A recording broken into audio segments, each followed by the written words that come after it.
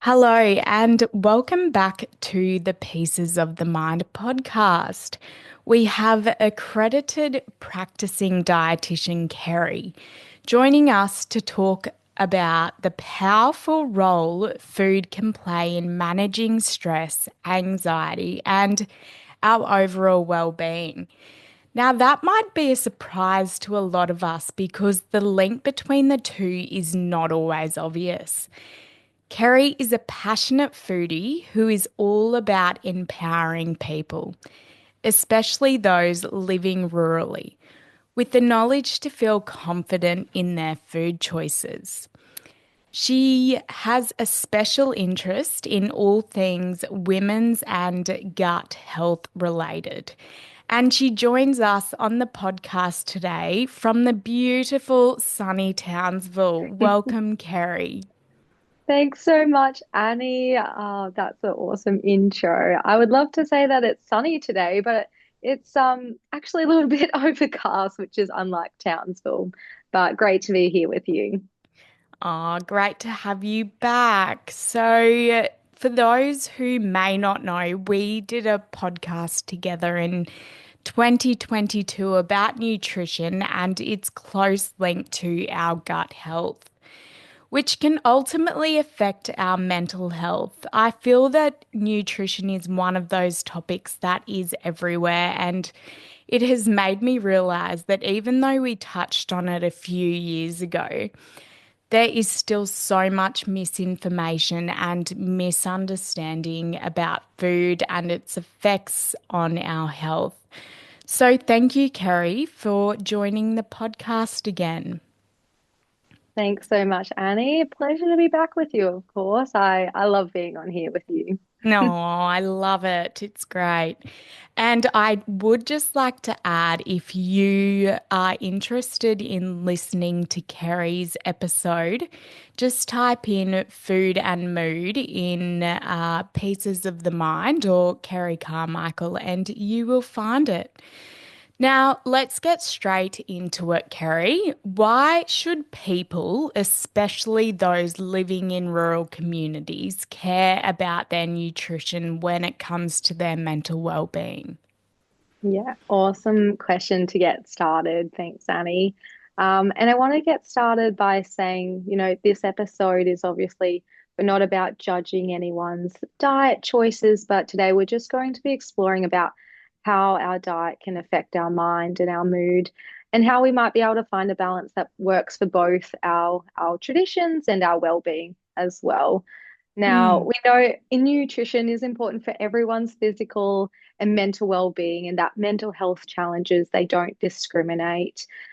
People in rural areas often face extra hurdles when it comes to accessing mental health support. Local specialists are few and far between, long wait lists, long travel distances as well. Even with podcasts like yours and growing awareness, there's unfortunately that ongoing stigma around asking for help. Mm. So today we're talking about our food and what the impact that has on our mental health, which I do think a lot of people unfortunately underestimate.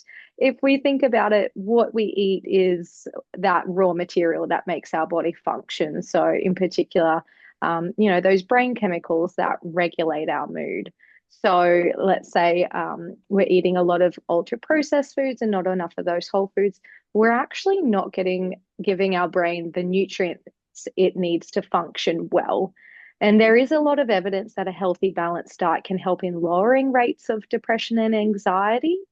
I know that food access is another challenge that people living remotely face as well. So it's important to know that eating healthy doesn't necessarily have to be expensive, and it's not unachievable for them either. So that's something that we'll be diving into today.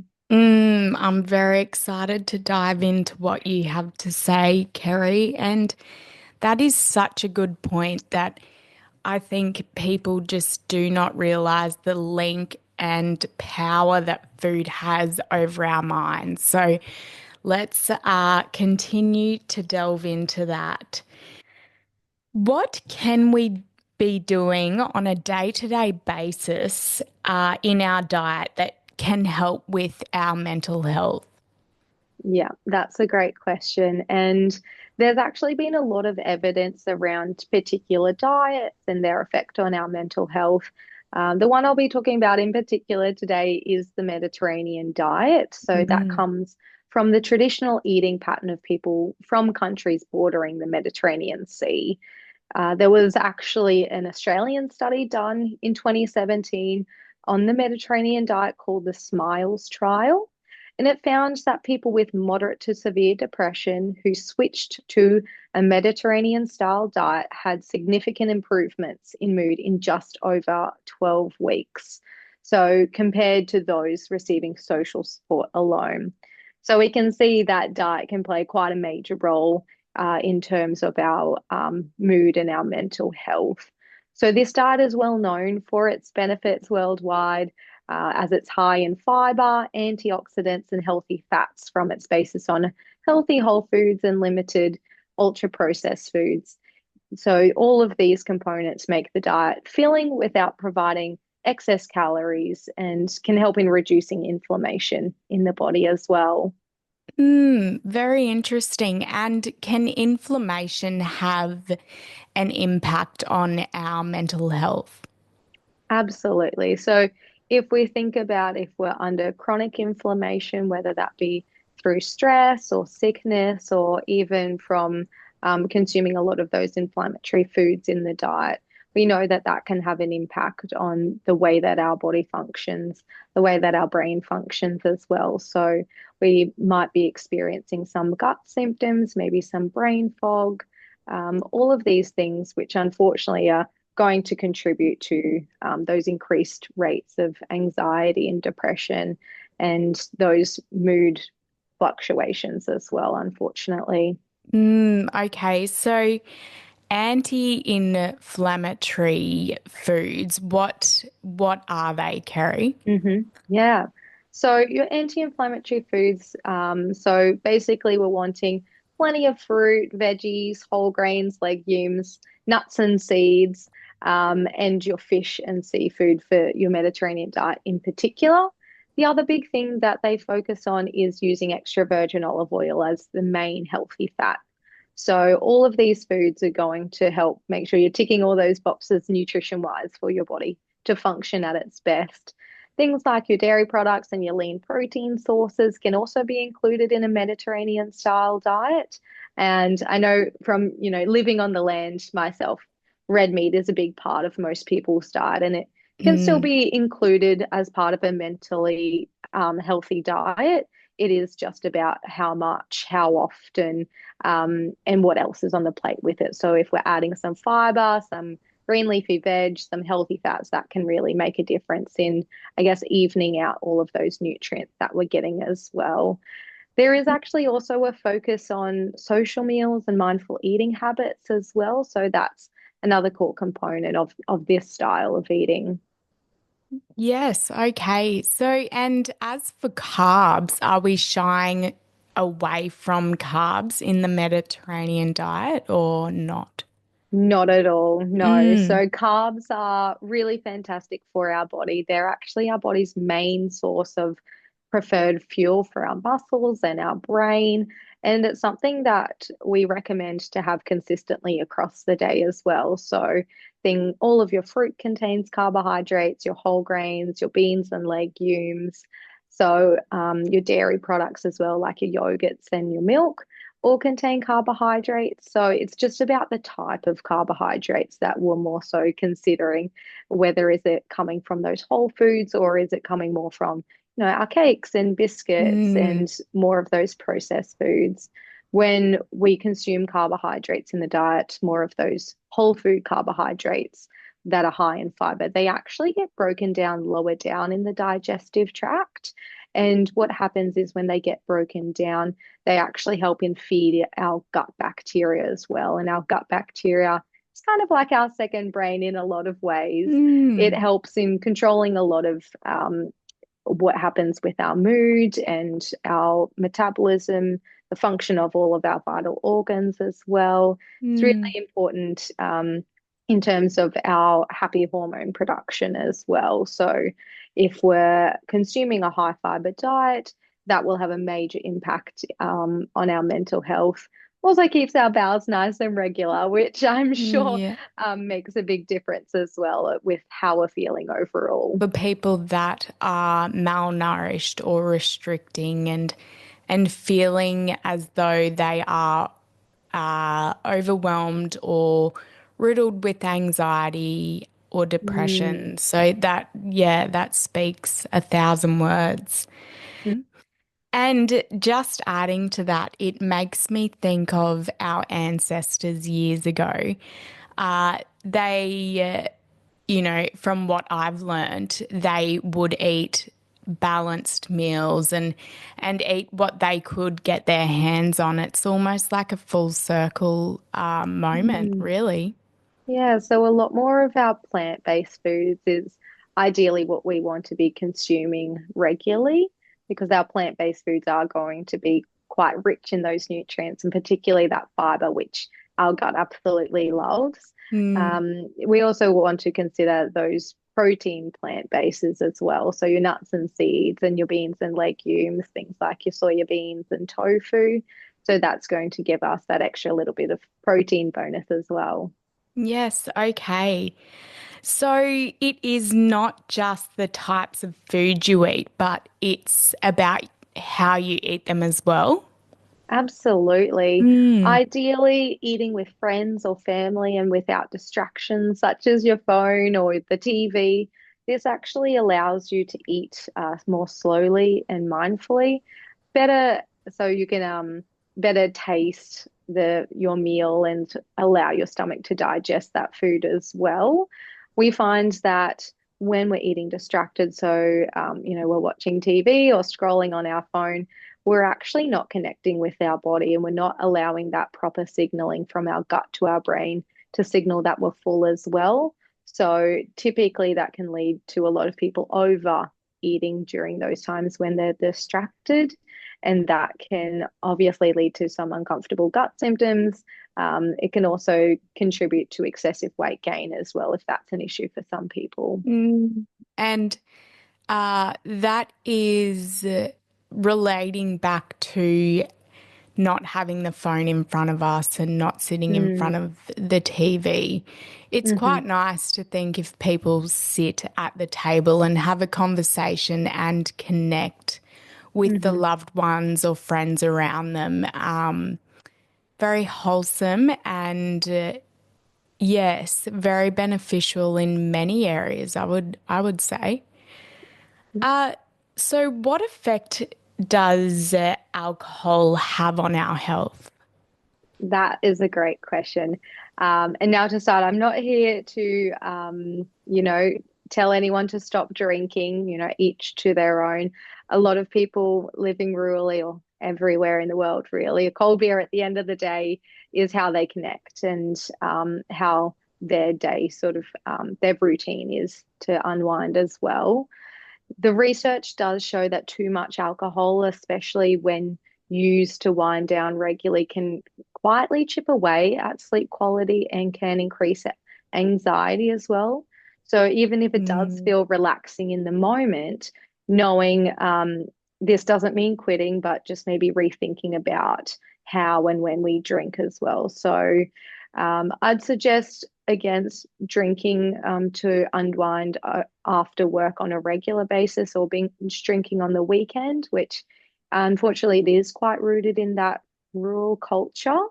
So let's not forget that alcohol is a toxin. It does irritate the cells in our stomach lining and disrupt our gut bacteria, causing again that inflammation. And we know that the gut is quite closely linked to the brain via the gut brain axis, which is something that I talked a little bit more about in our previous podcast. And so, mm, any disruption to our gut bacteria, so having that reduced good gut bacteria, can negatively affect our mood, increase anxiety, and contribute to depressive symptoms as well. mm, Um, in terms of nutrition wise, alcohol also inhibits the absorption of certain nutrients like thiamine, vitamin B12, magnesium, and zinc, which are all essential for cognitive and emotional health as well. As a dietitian, I always do refer back to the guidelines. So, to reduce the risk of harm from alcohol related disease or injury within the general population, of course, is to consume no more than 10 standard drinks a week and no more than four standard drinks on any one day. Of course, the less you drink, the lower your risk of harm from alcohol there. That's very powerful as to what you have to say around alcohol.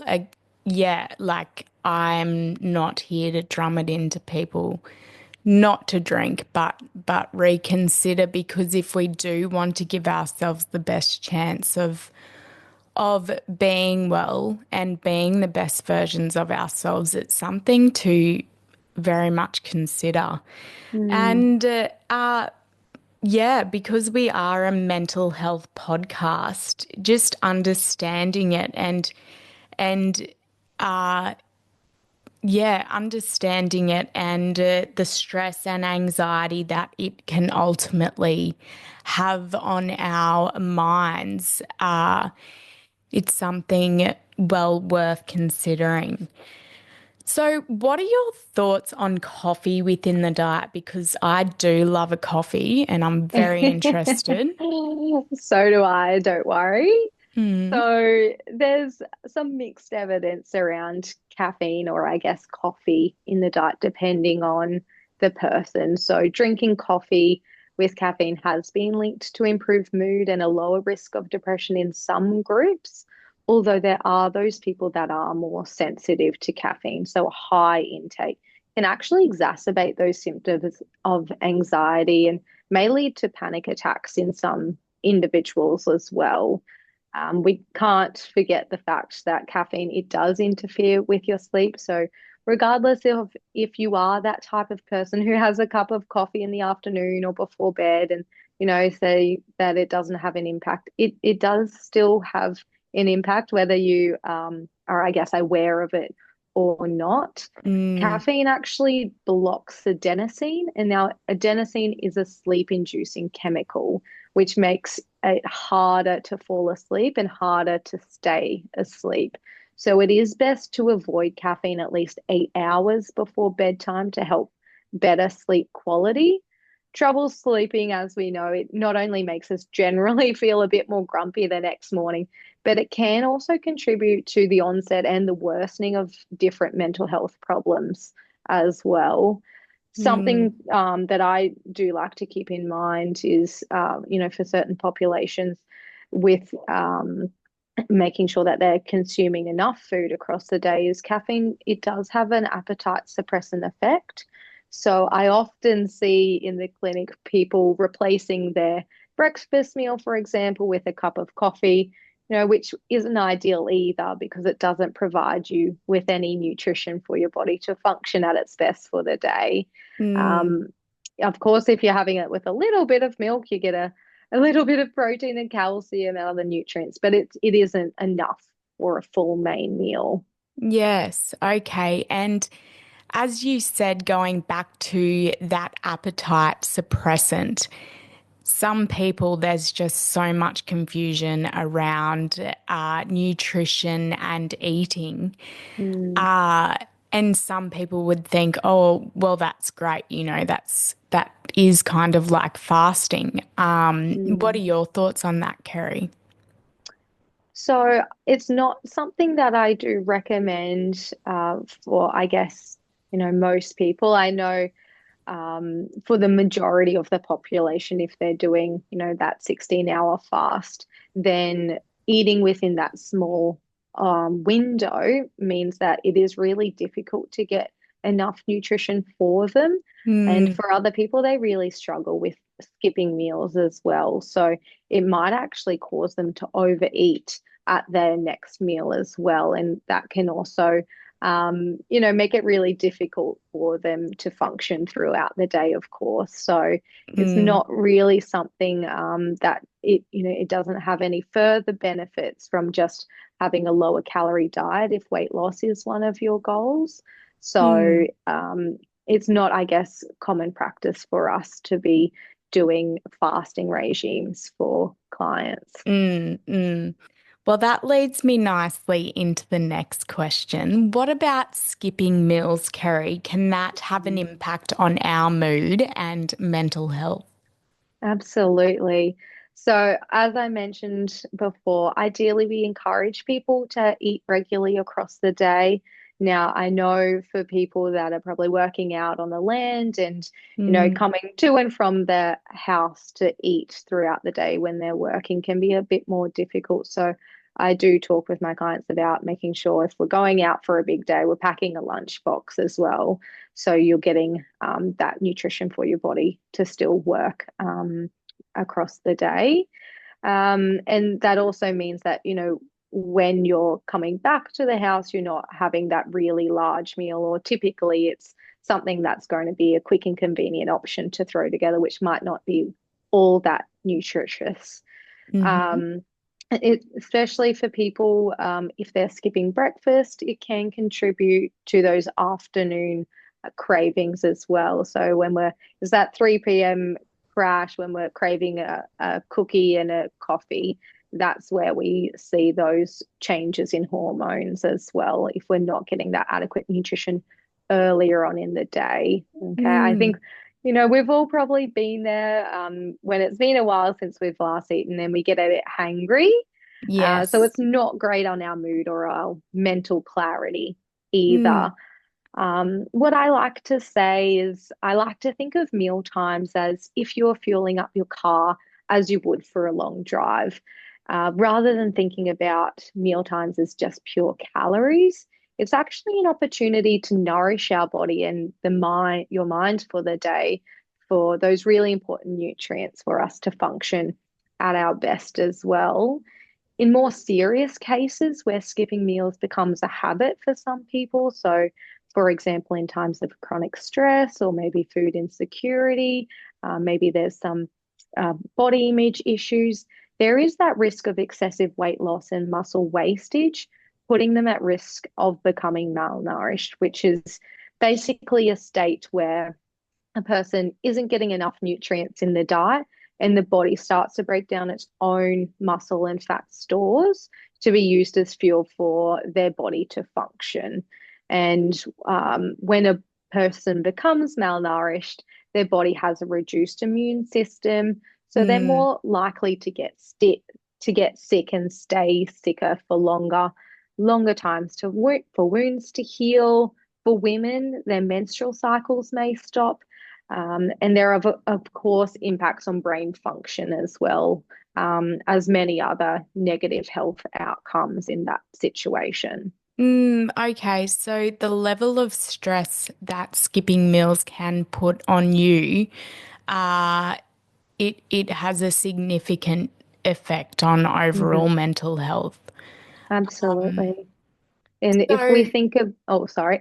you're right, you go. Um, if we think about when we're in that stress state, what happens in our body is that actually changes our nervous system over to our parasympathetic nervous system. So Mm, that's more of what we call our fight or flight nervous system. And what happens in that state is it actually tends to switch off that blood flow to our digestive system and our reproductive system. And instead, it prioritizes that blood flow to our muscles. So, if, for example, in the old ages we were running away from, a lion or something like that, then our body is going to prioritize making sure that our muscles have that blood flow to run away in that situation.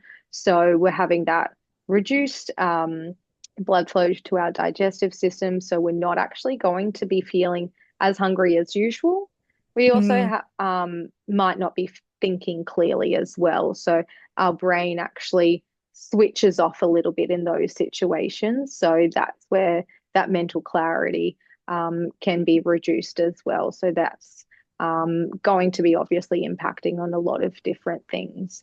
And that's where working with professional mental health can be really beneficial to make sure that we're trying to switch out of that fight or flight mode and instead trying to ground ourselves and trying to be in more in that rest and digest mode. So that can also mm. help in bringing our appetite back into, I guess, that usual routine so we can redevelop our usual eating habits as well.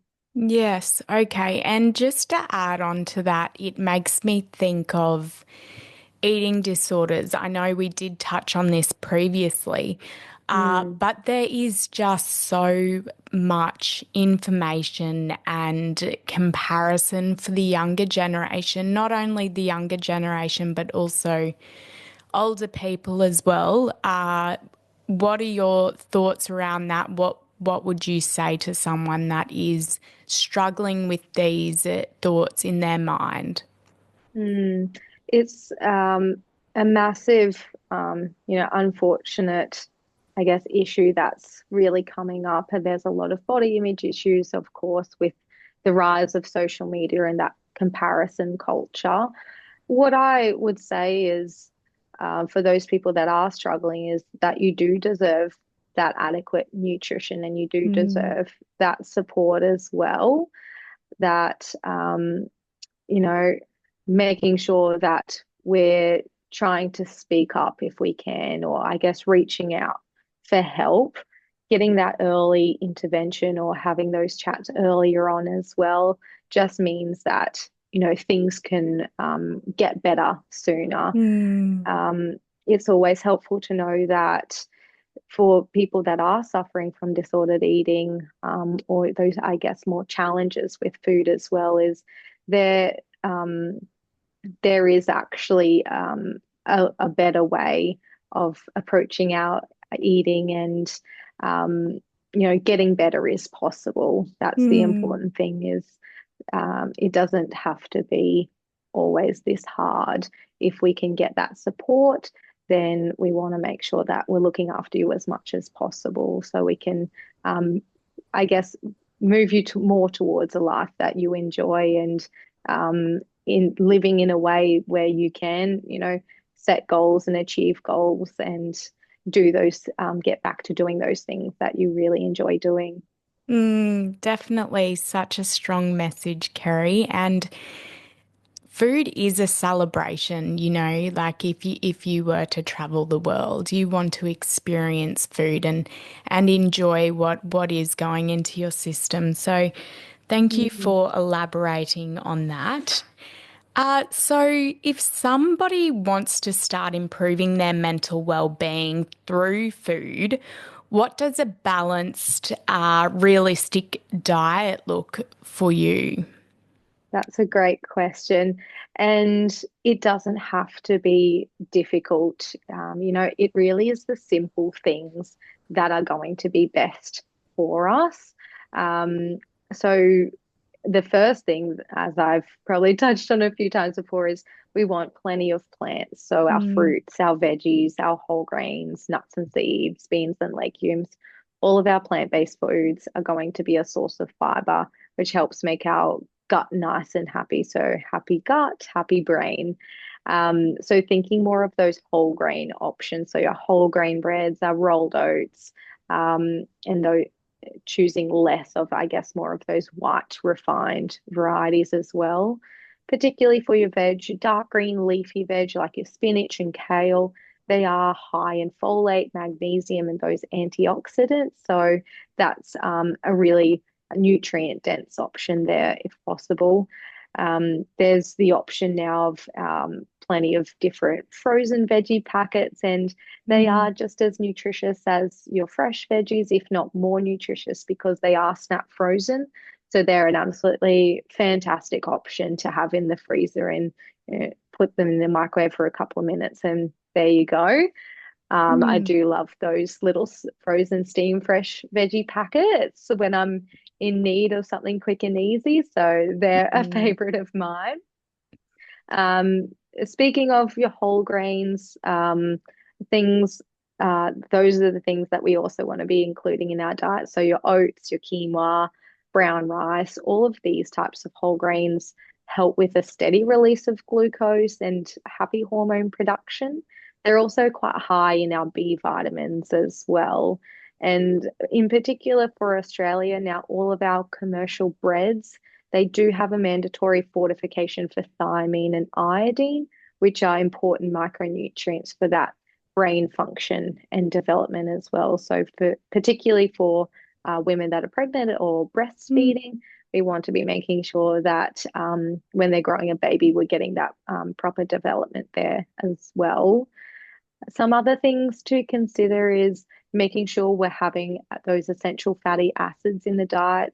Essential meaning our body can't actually produce them, so we need to get them in the diet. And Mm. we're going to find our healthy fats in things like our extra virgin olive oil, avocado, nuts and seeds, and our oily fish as well. The general recommendation is to have at least two serves of oily fish a week. That could be your salmon, mackerel, sardines, even your tinned fish as well. They're perfectly fine to have as that serve of your oily fish. Um, Mm.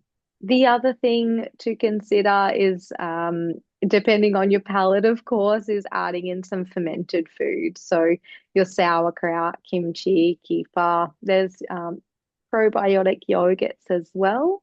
And these foods are rich in probiotics, which is that basically that live bacteria that lives in our digestive system, that also can be in foods as well. And that beneficial bacteria can help in balancing our gut microbiota.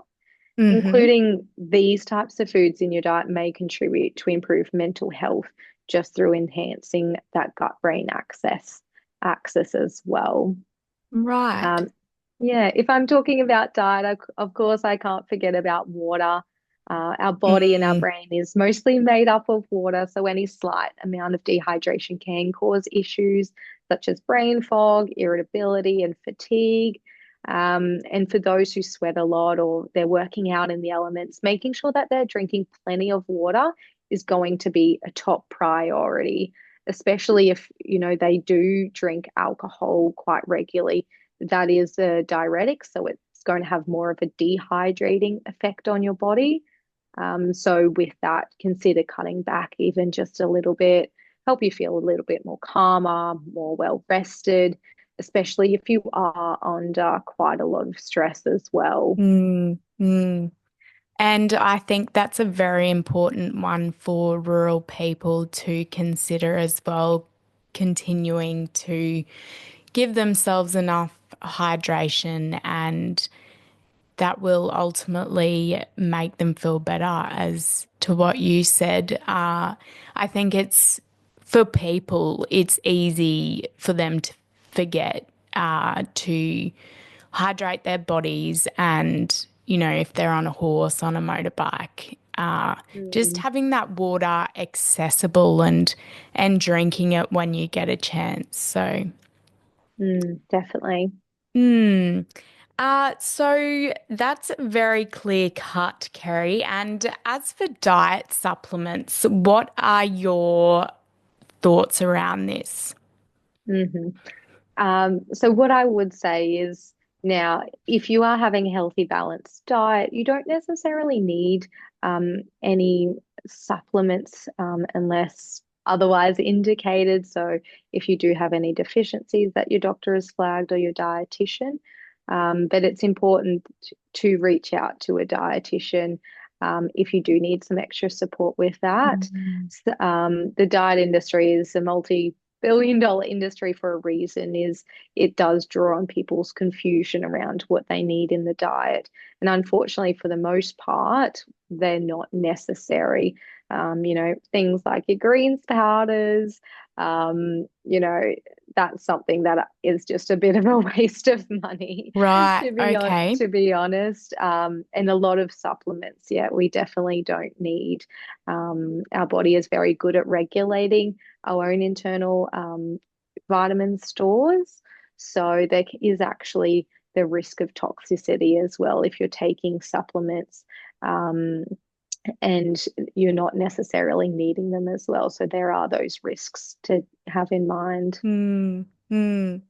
And can people, how do they know if they're iron deficient or lacking nutrients? Are there tests available for people?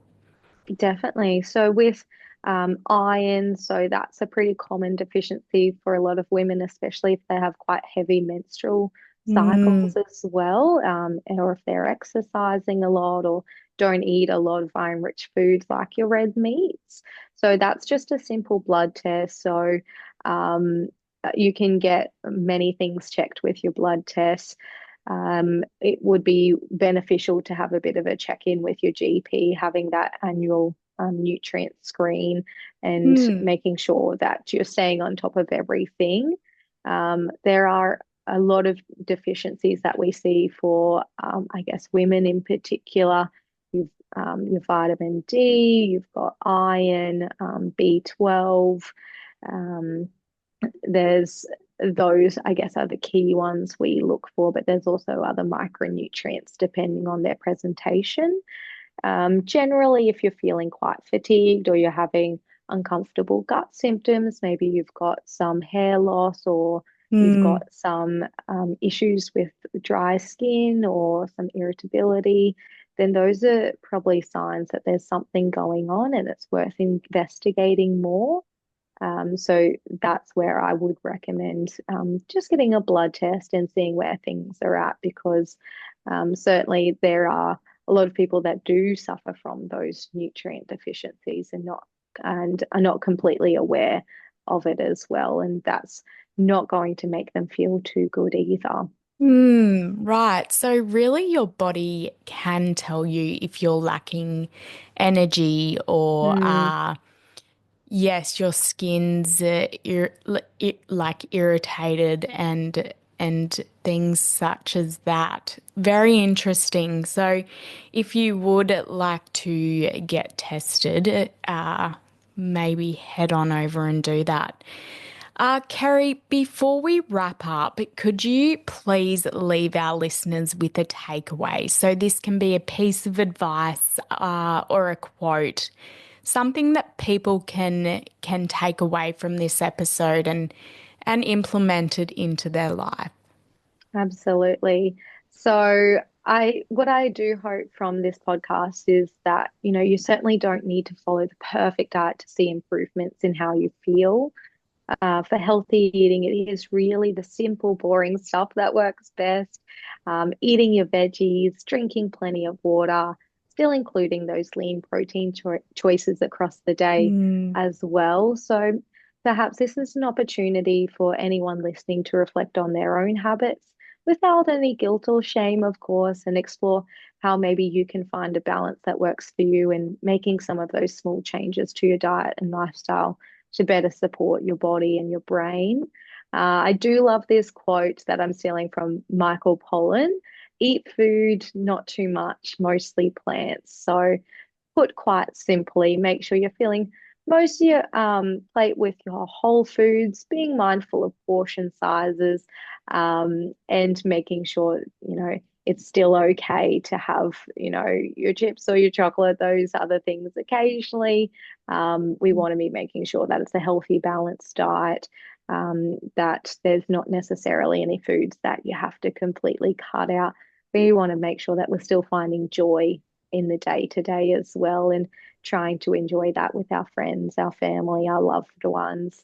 Because at the end of the day, we want to be finding that joy with food because it's more than just nutrients and it's mm. more than just calories. It's, the way that we celebrate and it's a way that we enjoy company with others. So that's something that I hope everyone takes away from this podcast. Oh, I do love the simplicity of Michael Pollan's quote, eat food, not too much, mostly plants.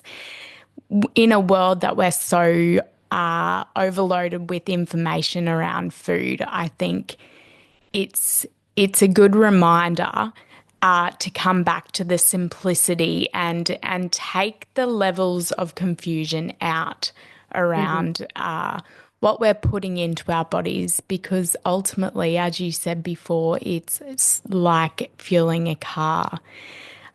Kerri, where can people find you if they would like to get in contact?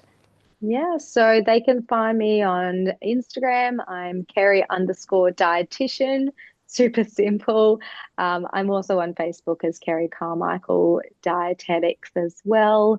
And from there, you can find the link to my website, which is also Kerri Carmichael Dietetics. So, yeah, feel free to send me a message if you do have any questions or if there's anything else that you want me to touch on in my social media as well.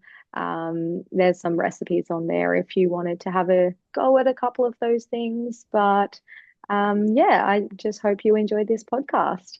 Oh, I'm sure they will find it very beneficial and highly recommend following Kerri on Instagram.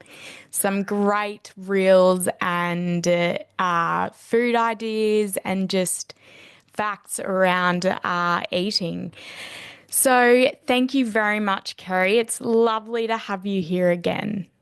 Thanks so much, Annie. Appreciate your time. Thank you.